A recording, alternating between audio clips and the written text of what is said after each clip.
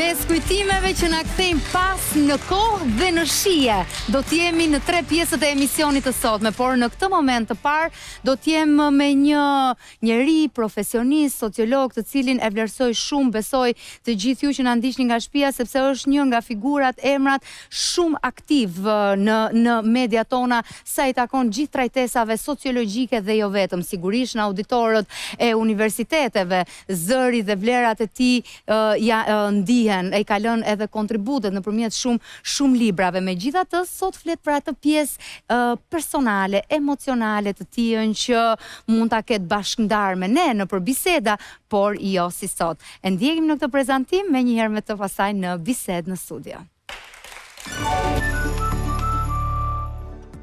Me deklarata shpesh pikante, analiza me imtësi, një dobësi për familjen dhe rolin e saj në shoqëri, sociologu Gëzim Tushi është për herë një zë i kthjellët i realitetit shqiptar. Me një stil që shpesh është cilësuar si provokues, Tushi ka artikuluar ide që trazojnë si ato të tipit se shqiptarët shpesh jetojnë mes dukjes dhe thelbit, mes dëshirës për të dukur dhe vështirësisë për të qenë real. Jo pak herë ai ka paralajmëruar për një shoqëri që rrezikon të humbas busullën e saj morale. Por për te i këtyre, kush është sociologu Gëzim Tushi? Një vlonjat që nuk bën kompromis për idet e tij, baba i 2 djemve, bashkëshort dhe vjehër, me një stil jetese që nuk e prish për asgjë në botë, fle herët dhe zgjohet herët. E kur vjen puna te kujtimet, tek arkiva e fotografive të vjetra, aty nis të bëhet nostalgjik. 5 fotografi të largta në kohë, por shumë të afërta në ndjesi e mall për vitet që kanë shkuar.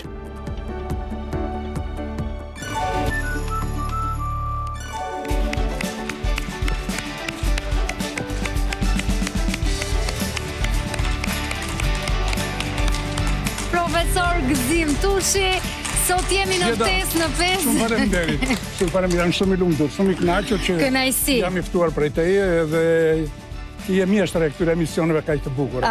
Faleminderit. E thënë edhe për jush, e vlerësoj. Ju e dini që ju vlerësoj. Ju vlerësoj shumë. Ulemi për të folur për disa aspekte që ndoshta pak e njohim. Besoj që disa momente dhe i kemi ndarë nëpër biseda, ka kaluar në plan personal, për martesën, për shumë tema që kemi diskutuar nëpër sezon të ndryshëm dhe jo vetëm në ftesë në 5, por tjetër gjë kur jemi kështu të dedikuar. Është s'pari njëri falenderoj, është me të vërtet një kënaqësi shumë e madhe që përmes këtij televizioni dhe natyrisht përmes të emisionit tuaj të personalizuar që është aq shumë atraktiv dhe i tërhequr nga opinioni publik shqiptar, të mund të bëj një prezantim, të themi, të ecurisë jetës time në mënyrë normale, në mënyrë modeste. Do e mos, unë kam kaluar një periudhë jete goxha të gjatë, tani jam në një moshë relativisht të mirë, domethënë, edhe pse e konsideroj që rëndësi ka që duhet të ecësh dhe rruga duhet bërë deri në fund. Dhe nëse do ta bësh duhet të ecësh. Dhe unë e kam ndarë mendjen që duhet të ecë. Me të gjitha mënyrat e mundshme, me të gjithë kapacitetet e mia, me gjithë mundësitë për të realizuar s'pari një projekt personal që është i imi, dhe së dyti do e mos për të realizuar edhe një obligim social që e pret shoqëria nga njerëz të cilët duhet japin kontribute në fushat të caktuara, sepse sidomos kjo një nga arsyet që kam bërë një vepër, kam bërë diçka, është e lidhur me faktin që ndodhi që unë të isha aktiv në një periudhë ku ndodhi një përmbysje e madhe e shoqërisë shqiptare siç ishte tranzicioni. Kalimi nga një shoqëri totalitare në një shoqëri liberale, individualiste, demokratike, me çrregullime të normave morale, me një paqartësi midis asaj që lejohet dhe asaj që ndalohet, me tronditje të strukturave ekzistenciale, të amortizatorëve social të shoqërisë dhe të institucioneve themelore, sikurse ishte familja, shkolla, komuniteti, fqinjësia, miqësia, këto kanë qenë amortizatorë shumë të mëdhenj dhe të fortë të shoqërisë shqiptare tradicionale. Sigurisht në këtë shoqërinë e re moderne do e mos e gjërat do të ndryshonin. Dhe në këtë ndryshim, shpeshherë ka shumë paqartësi, ka shumë tronditje, her pas here njerëzit janë të dëshpëruar, kanë pritur tjetër gjë dhe u ka ardhur tjetër gjë. Kanë menduar për faktin se kanë jetuar në një periudhë të shtetit totalitar i cili merrte përsipër përgjegjësitë për njeriu që nga djepi deri në varr, tani më ngelen as në diep dhe as në varr dhe duhet i dalin vetë zot jetës së tyre. Dhe duke mos qenë në gjendje për ta kuptuar këtë realitet të kësaj shoqërie të sotshme, kanë paqartësi, kanë dilema, dhe siç e dini kemi pasur raste ku janë shfaqur dhe problemet të shëndetit mendor dhe të arsyeve të tjera. Të gjitha këto kanë bërë që... Dhe normalisht zëri, shpjegimi i sociologut është shumë i rëndësishëm në një shoqëri aq më tepër në momente të tilla. Dhe unë ndjej edhe si qytetare, por edhe si gazetare nëpër televizione që zëri i sociologëve mungon. Kjo është e vërtetë. Në fakt, ju... Duhet ishit ju me analiza, duhet a njinit në mënyrë kapilare shoqërinë. Janë doktorët, sociologët, psikologët, janë mjekët e shoqërisë. Për të bërë diagnostikimin e shoqërisë dhe pastaj terapinë e nevojshme. Ku janë sociologët, profesor? Kjo është e vërtetë që në shoqërinë shqiptare, kjo është stresa e atyre që merren me fenomenet, si thot një filozof i shquar francez, quhet Michel Foucault. Ai flet për fenomenet fenomenet psikologjike, po psi e përdor ai, ka nevojë edhe për njerëzit adekuat, sikurse janë psikologët, sociologët, psikoterapistët, logoterapistët, të cilët duhet të bëjnë diagnostikime të përgjithshme sociale, po dhe të diferencuara dhe individuale, sepse kemi dhe psikologji sociale ose sociologji psikologjike, po kemi dhe psikologji individuale. Unë mendoj që ky është një defekt, besoj që i shkollës, i formimit, kam përshtypjen që një pjesë e atyre që përgatiten i nënshtrojnë kornizave të ngushta akademike, mësojnë slogane dhe nuk marrin dije të caktuara, nuk kanë aftësitë e duhura pastaj për të penetruar, sepse natyrisht që të bësh rolin e sociologut dhe që të intervenosh në shoqëri, s'pari duhet ta ndjekësh shoqërinë, do të thotë që duhet të kesh antenat shumë të forta, shumë të mprekta. Së dyti duhet të jesh në gjendje të bësh përgjithësime. Pse? Sepse ajo që pritet nga ne nuk është për të bërë atë që bën njeriu, konstatimet që bën njeriu i rëndomt, jo në kuptimin e keq, në kuptimin e njeriu që nuk është profesionist. Është njeriu i zakonshëm. Konstatimi është analiza, normalisht do të dalim te ky nivel i dytë i profesionistit, tek analiza. Nuk i jep dot përgjigje. Ai në një farë mënyrë nuk e ka atë busullën që e kishit vënë në këtë preambullin e fillimit të saj, që nuk e ka busullën për të orientuar. Pra ai ka nevojë për këto. Dhe në këtë kontekst unë mendoj që roli i këtyre profesioneve që janë profesionet lëkurës njerëzore, ne nuk merremi për psikologu, sociologu, nuk merret as me kromin, as me bagrin, as me industrin, as me tregtin, as me bimët e arave, as me gjë tjetër. Merret me njeriu. Dhe natyrisht që të merresh me njeriu do të thotë duhet ta zbërthesh atë. Po sot nuk kemi më atë njeriu e shoqërisë totalitare, një dimensional, mezatarizuar, që mendonte njësoj, vishe njësoj, ante njësoj, komportohej njësoj, bënte dasmat njësoj, kostumin edhe ndërris njësoj, të gjitha njësoj. Pra ishte një shoqëri e unifikuar. Tani më jemi në një shoqëri të diversifikuar. Dhe është një nga e përsitë e liberalizmit, që nëse ka një gjë të mirë, demokracia ka që krijon liri, liberalizëm.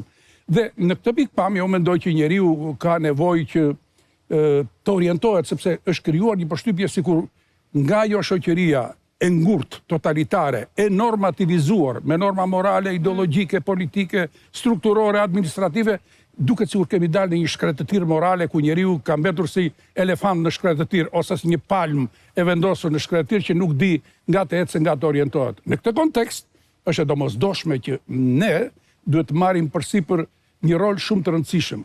Sigurisht ka një gjë në shoqëri shqiptare. Kjo megalomania e politikës, ky dominimi ky politizimi i përgjithshëm i shoqërisë ka bërë që njerëzit ta kenë lidhjen vetëm me qeverinë, vetëm me politikën, me ata që janë në pushtet dhe me ata që janë në opozitë, dhe gjithë ditën diskutohet me këto. A mendojnë se zgjidhjet janë aty? Nuk janë aty zgjidhjet. Përkundrazi, unë mendoj që në një shoqëri që të rregullojë shëndetin e saj, s'pari duhet të rregullojë institucionet e veta. Dhe në fundit nuk ka institucione më të rëndësishme, sepse ne vërtet themi që sot njeriu është i lirë të bëjë ç'të dojë, trupi është pronë private, mënyra se si sillet, si ndërton habitatin e tij të jetës, dhe habitusin, mënyrën se si sillet në këtë habitat, është e drejtë personale e tij dhe mund ta ndërtojë si të dojë.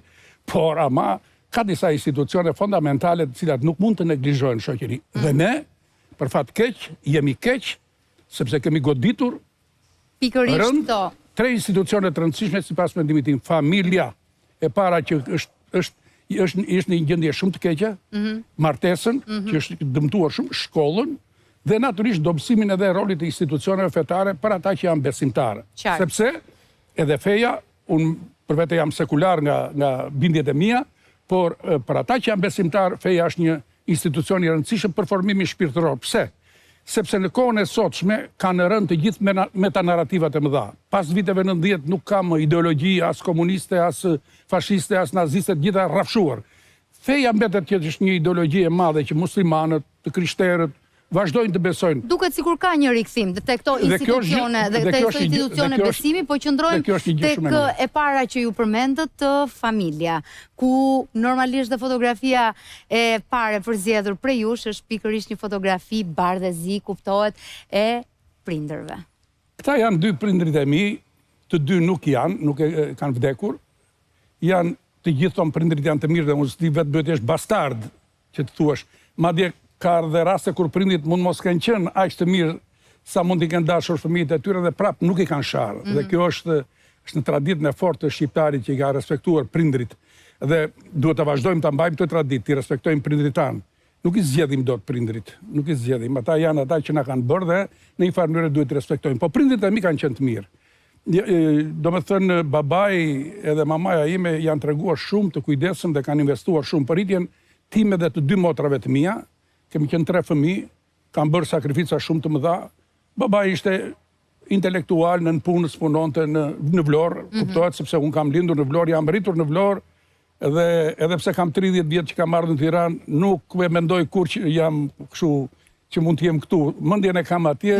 Nuk u bë Tiranë. Jo, kur. Vlonjat, linde Vlonjat.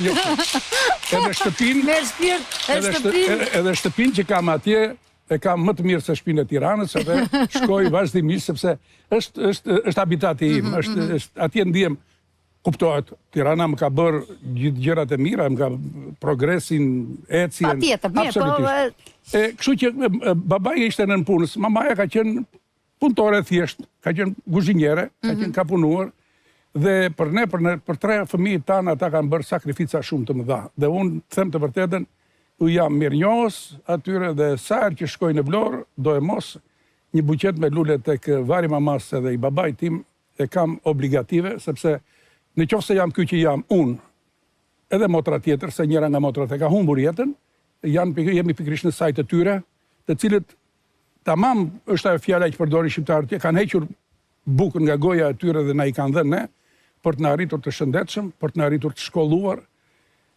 deri në nivelet e atilla sa që në qoftë se unë mund të kisha 2 par pantallona dhe 2 këmisha të zëm për të dalë jashtë për të bërë shëtitje, apo ata kishin më pak se sa unë, sepse ashtu ishin kushtet ekonomike të asaj periudhe. Prandaj një mirënjohje pafund për prindrit e mi kam në mënyrë të vazhdueshme. Në mënyrë të vazhdueshme. Kur thua që në kuptimin e parë, domethënë kanë hequr bukën nga goja, çfarë kujton? Domethënë konkretisht çfarë situate të vjen ndërmend në atë kohë? Në shtëpi, në tavolinë apo ndonjë bisedë?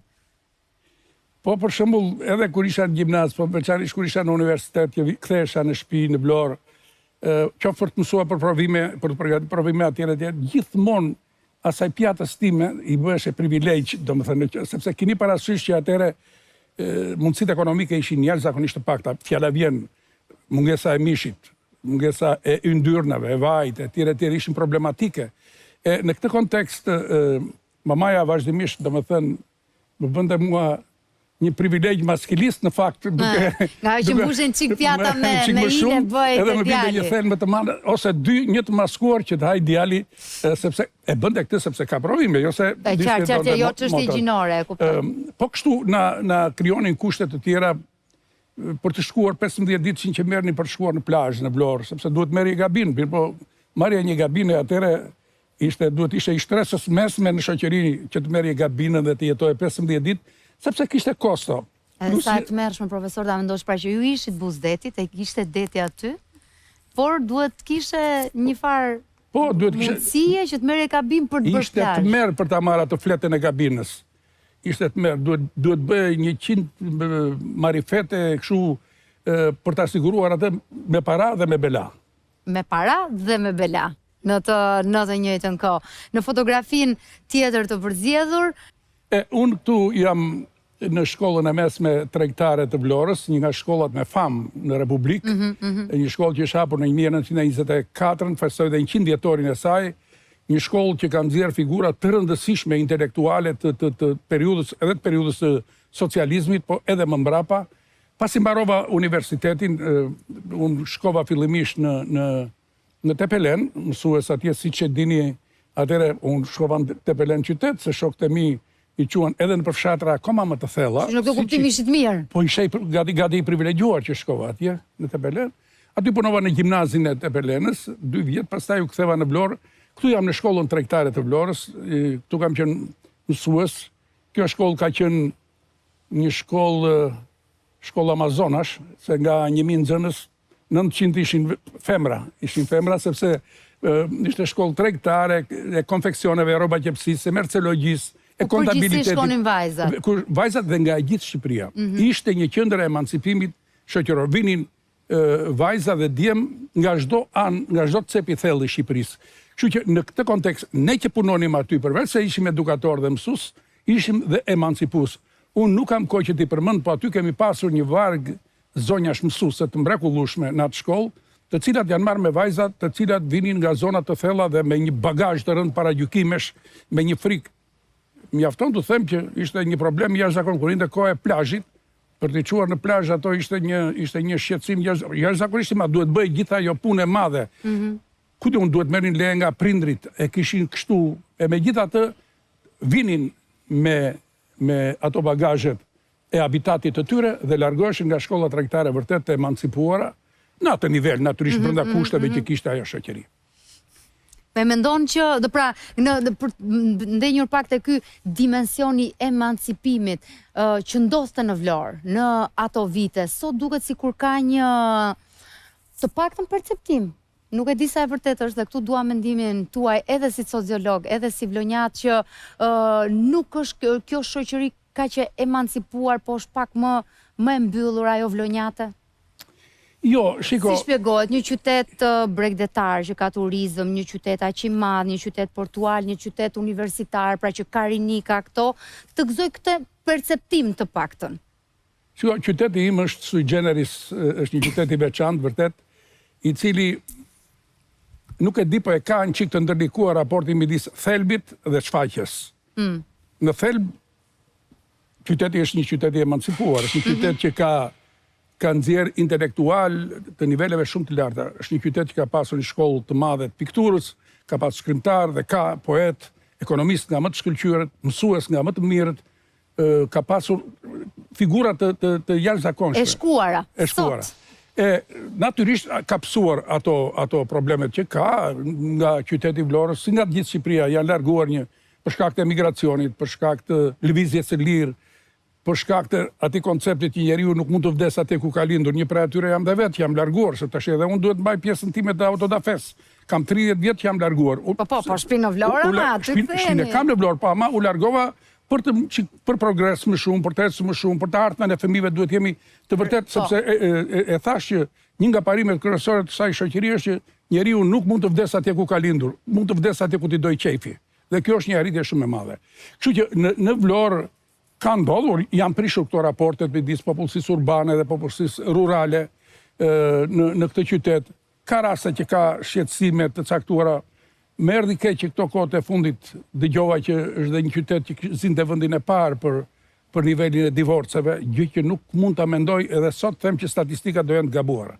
Megjithëse janë statistikat të shtetit, nuk mund ta pranoj që te vlonjatët të ketë pësuar familja vlonjate, që ka pas një taban maskilist, mbase patriarkal, po shumë të fortë. Po mirë, në këtë sens, profesor si sociolog, pse nuk e shihni si shenjë emancipimi? Absolutisht. Unë gjithmonë jam partizanit, unë gjithmonë divorcin e kam parë spari si emancipim dhe si një të drejtë të femrës, që fakti që raporti midis meshkujve dhe femrave për divorcin tani më është aty, bile ka filluar të ketë superioritet femra ndaj meshkujve, dhe me sa duket ka shkaqe të arsye të caktuara, sepse nuk jam dakord me atë mentalitetin që thuhet që këto femrat e sotshme se ashtu se kështu etj. Jo. femrat e sotshme janë me materje tjetër. Nuk janë më ato fabrikat riprodhuese, nuk janë ato qeniet e dorës së dytë. Ato ka ndërgjegjësim që sjell pasaj këtë lloj reagimi dhe ato kërkojnë partneritet, nuk kërkojnë vertikalitet të sundimit të burrit mbi gruan apo në burg shtëpiak për ta mbajtur gruan të lidhur për të mos i lënë asaj lirisë. Dhe një nga shkaqet kryesore, të jeni të sigurt, nuk është mungesa e besnikërisë. Se atë termin trafik kemi bërë marrëveshje çdo e themi. Nuk është kjo, përkundrazi, është dhuna, është xhelozia e llaktarshme, janë shtuar dhe shumë faktorët e sotëm xhelozisë. Sigurisht mendjelehtësia në krijimin e martesës është absolutisht po. Fakti që çiftet kanë filluar të bëjnë çifte rivale, të konkurrojnë me njëri tjetrin dhe jo të jenë bashkëpunues komplementar. Ti kur hyn në martesë, se këtë ju them gjithmonë të rinjve. Ore, do lësh diçka nga jeta e beqarit. Ti ke ardhur, ke hyrë në një martesë, ke hyrë në një marrëdhënie tjetër partneriteti, do të thotë që duhet ta pranosh këtë partneritet. Do heqësh diçka nga... Do pranosh diçka. Ore, martesa është kompromis. Një e para, e dyta, një martesë... Jo, prit, mos ta nisim nga kompromisi, po ta nisim nga njoja. Në këtë fotografi shumë të bukur ju të dy. Kjo është fotografia ku unë sapo jam fejuar me bashkëshorten time, Arianën. Historia është... Si u njohët? Unë u emërova, si që thash, mësues në gjimnazin e Tepelenës dhe Ariana ishte maturante. Do me thënë unë i dhash mësim. Kur shkova në atë qytet, më thanë që është një vajzë që është kështu dhe ashtu dhe që është nga familje mirë, po që është dhe bukur, që është dhe sjellshme, që është dhe edukuar etj. Dhe unë po s'kisha filluar të jepja mësim, dhe po vija rrotull kush do jetë, kush është kjo, kush mund të jetë. Gjeta një mënyrë, një marifet, i them atij shefit të arsimit, ishte koha që diskutoheshin çështjet estetike, e bukura në art, e bukura, se ishte lufta kundër shfaqjeve të huaja atëherë, dhe unë kisha mbaruar për filozofi dhe estetik. Qartë. Kështu që isha në gjendje të bëja një bisedë, dhe i thash shefit të arsimit, këto ishin në zbor. Në zborin që bënin mujor. I thash të shkojmë të bëjmë një bisedë, por thaj me kënaqësi. Në rregull, thash unë e ëngri shefi i arsimit, edhe unë me shefin e arsimit. Zberesim nga qyteti të reparti ushtarak, atje ku ishin të gjithë këto djemë vajzat veshur me kapele ushtarake me uniformë. Edhe unë ipi në një pod bashkë me atë dhe fillova të flisja dhe po shikoja, aty po bëja një panoptikon të gjithave, kush ishte, pash një, thashun tani, vetëm po t'jetë kjo. Se i pash një gjithë dhe vetëm po t'jetë kjo, do jetë ajo që mendoj unë. Në fakt ajo ishte. Kur unë vajta në klasë pasaj që t'jepja mësim, ajo ishte në klasë. Aty, natyrisht që me qik kujdes, me qik ashtu, sepse ishte problemi dhe i marrëdhënia mësues nxënës. Po, patjetër. Ne nuk shkelëm asnjë gjë nga këto, por i bindur që kjo do të ndodhte, kështu që ne u njohëm bashkë, pastaj u fejuam. Kjo është bërë në qershor të 1976 dhe do të thotë që ne kemi 15 vjet bashkë. Në qershor tani në 16 vjet, në 16 qershor mos gaboj, atë 12 e 16 se do thotë Ariana që nuk e mbake më datën, domethënë nuk ke filluar të mi dole përpara. 15 vjet bashkë kemi me kjo. Kështu që këtu është ura e mbrapa është lumi Vjosës, është lugina e lumit Vjosës, po bardhë e zi, sepse ki parasysh është bërë me një aparat... Aty në Tepelen, fakti që është lugina. Kjo është bërë me një aparat të familjes së saj, bardhë e zi, që jati e kishte prurë nga Bashkimi Sovjetik, që në kohë, kështu që shqyr që ka dalë dhe me këtë cilësi. Se dhe mund mos ishte si pas regullave, profesor? Në sensin shkuat e shtëpia, kërkuat dorën... Atere, Babai kësa ishte drejtori im, se kjo është kryesore. Babai kësa ishte drejtori. Edhe... Shoku drejtori juve, drejtor. Edhe unë i them, pasi ram dakord, se pati peripecit dhe kjo punë, se ishte kaq kollaj që të bje dakord. Plus, ishte, të themi e vogël, se ishte 18 vjeç, 17 e gjysëm. Babajtur tamam 18, dhe pasi u zit më thotë, mirë takoj e babin, edhe unë shkoj të zyra e drejtori, them, zot drejtor, mund të vi pak të zyra? Hajde, tha, ishte burr elegant, burr shumë i emancipuar, ishte i njohur, Shref Gjonça, është një emër në qytetin e Tepelenit. Hajde, i them unë kështu. Më thot mua, po mirë, më thot mua, po është në qike pa kalitur, po s'ka gjithë, ashtu ja do kalitemi kështu, avash, bashk do kalitemi. Edhe ai e pranoi këtë gjë. Ndërkaq, nuk ishte dhënë provimin, kështu që nga qershori nga 12 dhe aprovimin, se unë isha mësues i lëndës, si sa dhe do të isha në komision për ta marrë në provim. Babai sa ishte kryetari i komisionit, ishte drejtori. Kështu që vjetat i po qesh, por to kombinatorikat e asaj kohe kanë qenë të vështira, nuk kanë qenë kaq të thjeshta si jo, që janë sot. unë qesh, po juve ju ndridhur leqet e këmbë, kam idenë. Edhe shtu që pasaj erdhen prindrit e mi në datën 16 dhe që atëre mori karakter zyrtar dhe që atëre jemi bashkë. Pasaj 79 u martuam dhe vazhduam jetën siç po e vazhdojmë edhe sot. Edhe sot. Nuk mërzitesh 50 vite me të njëjtin njeri? Shiko, martesa dhe lidhja është një lidhje që ka vetëm një kyç, ka vetëm një çelës. Vetëm ai nuk duhet të ndryshket. Është lidhja emocionale. Nietzsche ja thot që të vazhdosh një martesë duhet dish të bësh muhabetin, duhet dish të ta mbash muhabetin si në fillim dhe në fund. Çështja është të dish të komunikosh, kështu e kanë përkthyer këta tanët. Kështu që nuk po them se është e thjeshtë.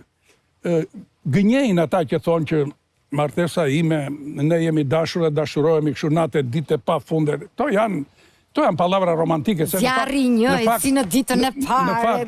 Në fakt, edhe këto romanet, kur filloi dashuria romantike, filluan dhe romanet. Edhe këto janë për shembull, janë shpesher romane dhe nganjëherë njerëzit kanë iluzione. Jeta është poezi dhe prozë të marra së bashku. Jeta ka dialektikën e saj, ka problemet, ka hallet e saj. Keni shkuar buz divorcit ndonjëherë? Apo disa herë? Jo, buz divorcit jo. Jo, konflikte mund të kemi pasur, patjetër, e natyrshme. Të riqen ju? Ju kërkoni falje? Jo, të jemi vërtet të riqet ajo. Është të requr më shumë ajo, edhe unë jam të requr, nuk them se jo, po në përgjithësi ajo është se po i bëjmë shumë ditë i Rambe, buri dhe tash po patjetër. Po si bota sa ju kujtoj vani. Është një qenie e butë që të hap rrugë në momentet caktuara. Megjithatë ne jemi qenë të dy jemi racional, të arsyeshëm, nuk besoj që kemi dalë ndonjëherë nga racionaliteti. Jo, doja të kuptoja kush e ka kokën më të fortë. Unë. Vlonjati apo Tepelensja. O e lëshon grob këtu. Të lumtur, pavarësisht të provokimeve të vogla që ju bëj të lumtur në një shtëpi të mbushur plot, gjyshër. Gjyshër, po, këtu janë dy djemtë e mi, është nusja e djalit të vogël, nusja e djalit madh është duke bërë foton, edhe s'ka dalë, dhe 3 nipat e mi, Arieni, ai në mes, Loeni, ky që është me mua, dhe Oliveri që është me Tjemën, me Lonën. Ne jemi shumë të gëzuar, jemi bërë gjyshën, jemi shumë të kënaqur. Janë 3 fëmijë të mrekullueshëm. Janë të talentuar. I kanë gjarë gjyshit.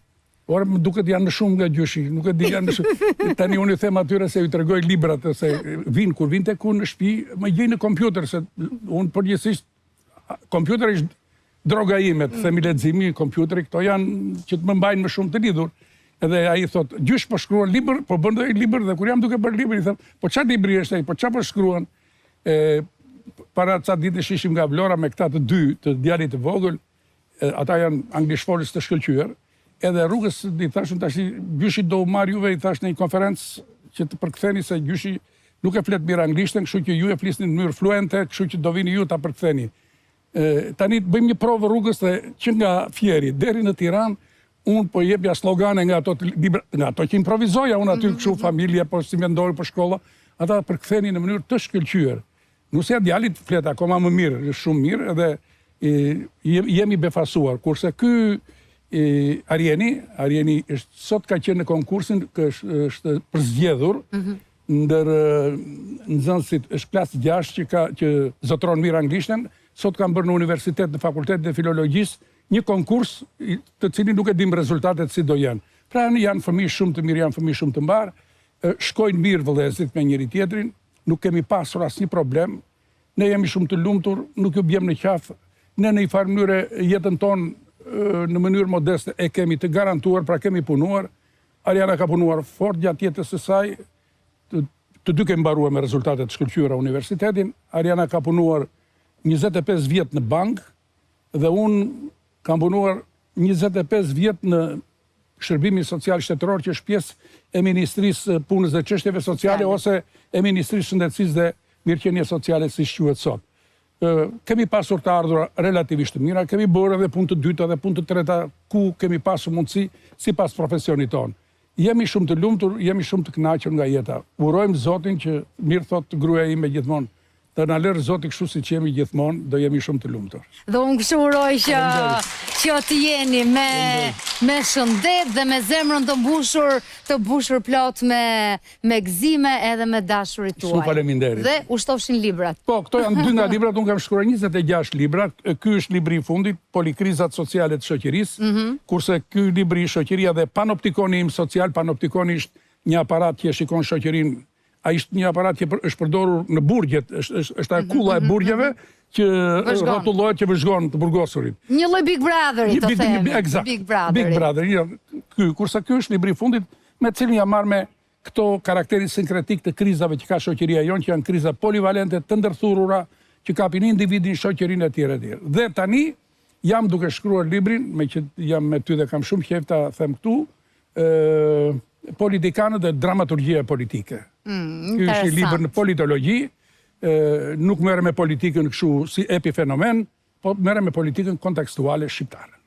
Aq më mirë akoma, presim ta lexojmë edhe të kuptojmë diçka më shumë, me që folim edhe për rolin e sociologut në fillim të pjesës. Faleminderit profesor. Shumë faleminderit veç të mira. Shkojmë ndërprerje publicitare, në tjetër diskutim qëndrojmë në pjesën e dytë.